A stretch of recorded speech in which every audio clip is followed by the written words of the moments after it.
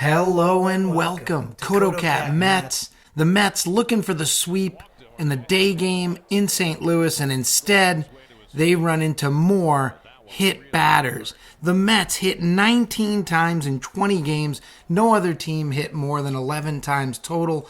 Yeah, pitchers don't have the grip, but the Mets are getting hit more than anybody, and they just had enough. Remember, Pete Alonso beamed in the previous game, and now J.D. Davis takes a 96-mile-an-hour fastball directly off the ankle bone. Right on the bone. Oof. Amazingly, X-rays would later come back negative. How can you miss that badly on a 3-2 pitch, honestly? But this leads to the bottom of the eighth with Arenado leading off against Yohan Lopez.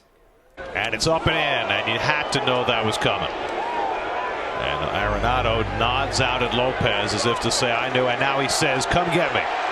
And here we go. You knew something was going to happen, and here it is.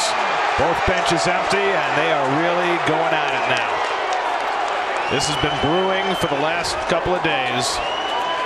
And after J.D. Davis got drilled in the ankle, bodies start to fly. And really, it feels like we haven't seen this kind of fight out of the Mets since the '86 Mets.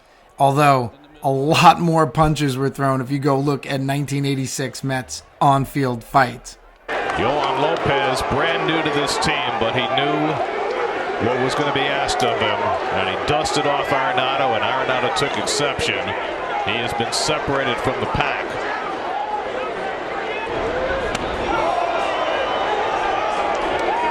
I mean, the nod was fine, but then he started gesturing, and that's what got the dugouts empty.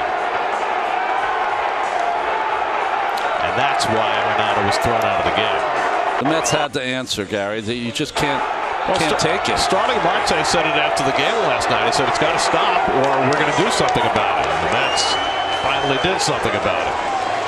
And it's kind of cool. In the middle of all this chaos, Joey Cora, the Mets' third base coach, he's going to find Nolan Arenado and try to calm him down, and he walks him all the way back over to the Cardinals side of the field, kind of like delivers him back to the Cardinals. But compare that to the Cardinals' first base coach, Stubby Clapp, best name in the game, jumping on Pete Alonso's back and dragging him down from behind.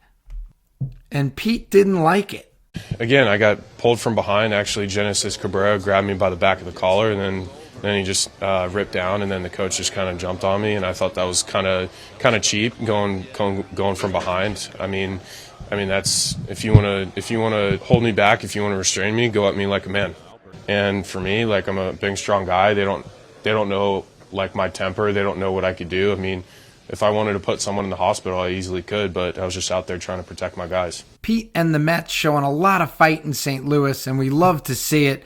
Despite the loss, the Mets have won the opening 6 series of the season, and they get a day off now to reset as they head home to play the Phillies.